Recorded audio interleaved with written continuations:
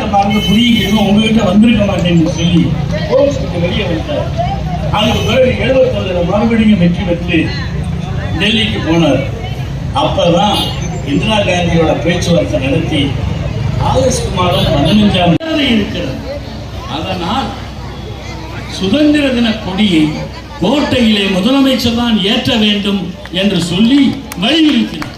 தலைவர் கலைஞர் அவர் மட்டும் தமிழ்நாடு கோட்டையில் கொடியேற்றவில்லை.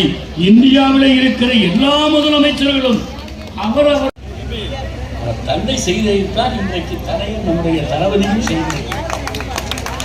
பல்கலைக்கழக வேந்தர்கள் கவர்னர்களாக இருந்தார்கள். ஒரு ஃபைலை எவ்வளவு நாளைக்கு கவர்னர் முடிவெடுக்காம வைக்கலாம்? சுப்ரீம் கோர்ட்டுக்கு போனார் நம்ம தலைவர். சுப்ரீம் கோர்ட் அடிக்கிறதுக்கு மேல கவர்னர் எந்த ஃபைலையும் கையில வைக்க கூடாது, கையெழுத்து போடணும். இதுதான் கால நிர்ணயம். இனிமேல் பல்கலைக்கழகங்களின் வேந்தராக கவர்னர் இருக்க மாட்டார், முதலமைச்சரே இருப்பார் என்றார். ஏன் சொல்றேன்னா, நம்முடைய தலைவர் நம்முடைய தலைவர் முதலமைச்சராக பதவியேற்கிறார்.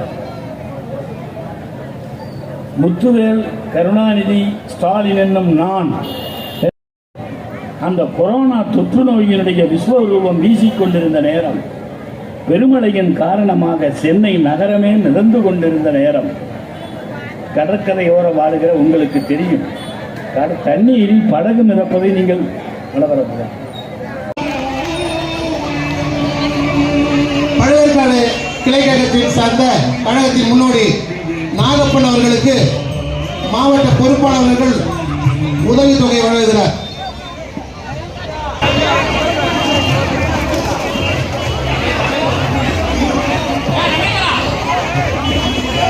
ஸ்ரீலங்காவில் திருவள்ளூர் கிழக்கு மாவட்டத்தை சேர்ந்த எஸ்பி குப்பம் கிராமத்தை சேர்ந்த பமிதா ஸ்ரீ அவர்கள் கராத்தே போட்டியில் 2ஆம் பரிசு பெற்றிருக்காங்க.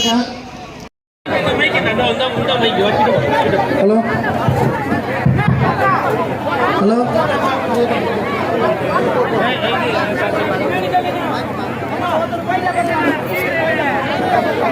பொதுமக்களுக்கு மாவட்ட